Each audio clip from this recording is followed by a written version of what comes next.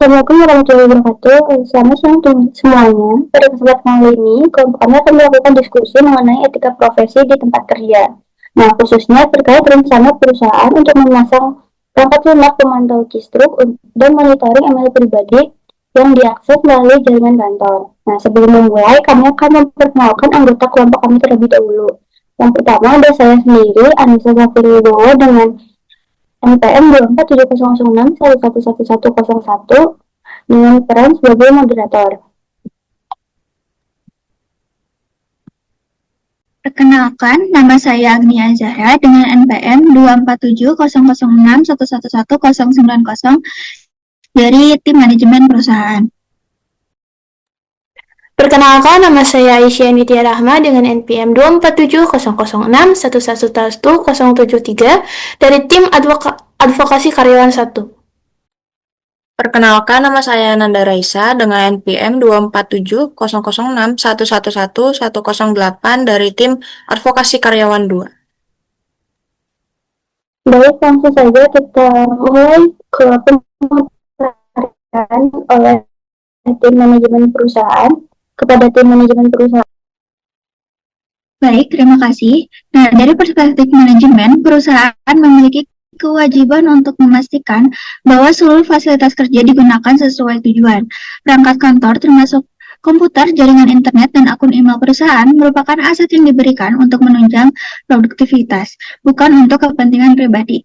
Pemantauan Kesruk menjadi salah satu cara untuk melihat apakah perangkat tersebut digunakan secara optimal atau justru dipakai untuk aktivitas yang menghambat pekerjaan. Melalui data ini, manajemen dapat mengidentifikasi hambatan produktivitas, memberikan bimbingan atau menyelesaikan beban kerja bila diperlukan. Di sisi lain, monitoring juga berperan penting dalam pelindungan hukum.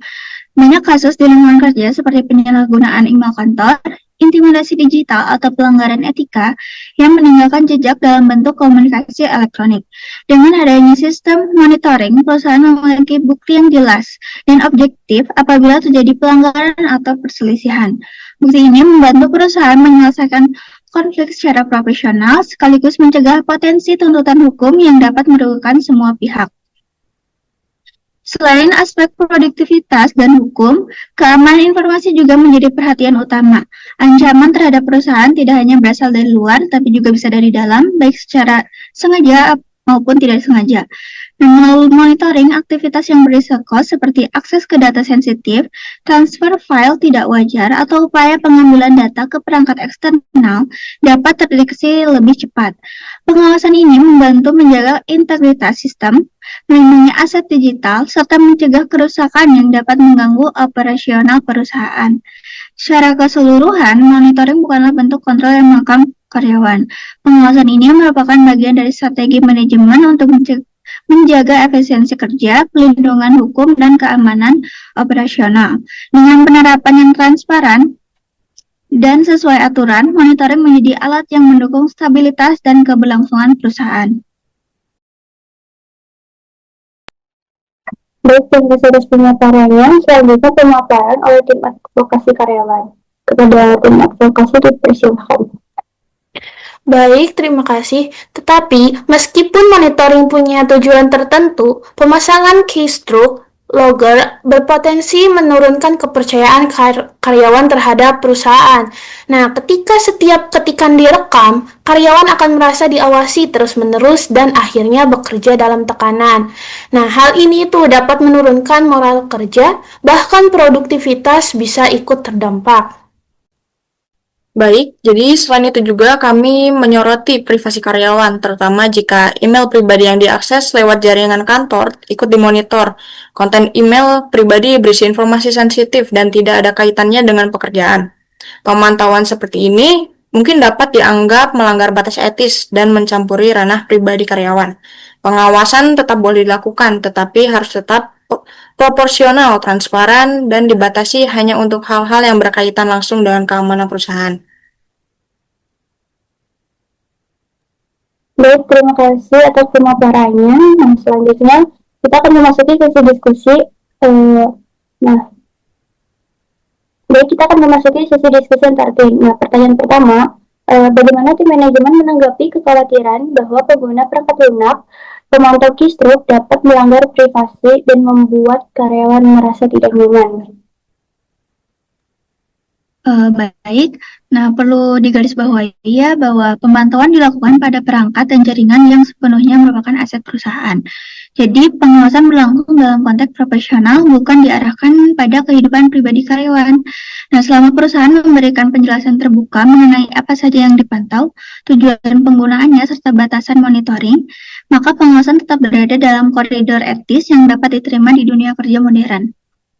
Tetapi, walaupun tujuannya profesional, rasa diawasi tetap muncul di kalangan karyawan. Monitoring keystroke bersifat sangat rinci, sehingga karyawan bisa merasa setiap tindakan mereka direkam. Nah, kondisi ini dapat menurunkan rasa aman psikologis. Lingkungan kerja yang baik membutuhkan rasa saling percaya, bukan sekedar efisiensi teknis. Rasa tidak nyaman itu sebenarnya bisa diminimalkan melalui sosialisasi kebijakan yang baik. Nah, ketika karyawan memahami apa yang dipantau oleh perusahaan, mengapa dipantau, dan apa saja yang tidak termasuk dalam pemantauan, tekanan psikologis biasanya berkurang. Selain itu, tanpa monitoring, perusahaan rentan terhadap penyalahgunaan fasilitas kerja, penurunan produktivitas, kebocoran data, atau aktivitas berisiko tinggi lainnya yang dapat merugikan seluruh organisasi. Baik, jadi kami itu setuju bahwa keamanan itu penting, tetapi tetap ada batasan yang harus dijaga. Misalnya, email pribadi yang sekedar diakses melalui jaringan kantor tidak boleh ikut dimonitor. Konten pribadi tetap merupakan ranah privat, meskipun perangkat atau jaringan yang digunakan milik perusahaan. Privasi individu tidak boleh terhapus hanya karena berada dalam lingkungan pekerjaan. Di sisi manajemen, yang diawasi bukan konten pribadi, tetapi indikasi aktivitas yang berpotensi mengganggu keamanan sistem atau produktivitas. Nah, data yang tidak relevan dengan pekerjaan tetap harus disaring. Jadi, meskipun monitoring dilakukan, aspek privasi karyawan tetap menjadi bagian dari pertimbangan. Justru itu poinnya, batas aktivitas berpotensi mengganggu, harus jelas dan tidak bisa ditafsirkan sesuka waktu. Tanpa definisi tegas, kebijakan monitoring bisa melebar secara perlahan. Hari ini, keystroke logging digunakan untuk keamanan. Besok bisa dipakai menilai performa secara terlalu detail. Risiko penyalahgunaan kebijakan itu nyata. Itu sebabnya perusahaan membutuhkan kebijakan tertulis berupa IT Usage Policy. Kebijakan ini mengatur secara spesifik apa yang boleh dipantau, kapan monitoring dilakukan, siapa yang berhak mengakses data, dan bagaimana data tersebut digunakan. Dengan pedoman tertulis, perusahaan memiliki batas jelas sehingga monitoring tidak berjalan tanpa aturan. Baik, tetapi namun kebijakan tertulis tidak cukup jika tidak dilengkapi dengan mekanisme pengawasan internal. Bila data monitoring tidak dikelola dengan aman, risiko penyalahgunaan tetap tinggi, misalnya kebocoran informasi sensitif atau pemanfaatan data untuk kepentingan pribadi. Jadi, ini bisa menimbulkan konflik baru di dalam perusahaan. Kami setuju bahwa pengamanan data dalam monitoring adalah keharusan. Semua data hasil pengawasan harus dienkripsi, hanya dapat diakses oleh pihak yang memiliki wewenang, dan penggunanya dibatasi pada kasus yang benar-benar membutuhkan, seperti indikasi pelanggaran serius. Jadi tidak sembarangan orang dapat melihat atau memanfaatkan data tersebut. Dengan catatan bahwa indikasi pelanggaran harus objektif, bukan berdasar asumsi atau dugaan yang belum terbukti. Jika monitoring digunakan terlalu longgar, itu bisa menjadi alat kontrol yang tidak adil bagi karyawan. Etika kerja menuntut adanya proporsionalitas dalam setiap bentuk pengawasan. Kami tidak menolak prinsip proporsionalitas. Monitoring tidak boleh digunakan untuk menekan karyawan atau mengurangi ruang gerak mereka secara tidak wajar. Tujuan utama pengawasan tetap menjaga keamanan data, memastikan operasional berjalan stabil, dan mencegah risiko yang dapat merugikan perusahaan maupun karyawan. Jika dilakukan dengan benar, monitoring justru melindungi kedua belah pihak. Baik, kedua belah tim telah menyampaikan pandangan yang cukup komprehensif. Nampaknya mulai terlihat titik temu bahwa monitoring dapat dilakukan selama ada transparansi, batasan yang jelas, mekanisme pengembangan data, dan penerapan yang profesional. Nah, setelah ini kita akan memasuki ke bagian kesimpulan untuk merangkum hasil diskusi. Sebagai penutup diskusi, kami menyimpulkan bahwa penggunaan perangkat monitoring seperti Keystroke dapat dan pemantauan aktivitas digital memiliki manfaat sekaligus risiko. Dari sisi manajemen, monitoring dibutuhkan untuk menjaga produktivitas, keamanan sistem, dan perlindungan hukum perusahaan. Namun dari sisi karyawan, pengawasan yang terlalu rinci dapat menimbulkan tekanan psikologis serta berpotensi melanggar privasi, terutama jika tidak memiliki batasan yang jelas.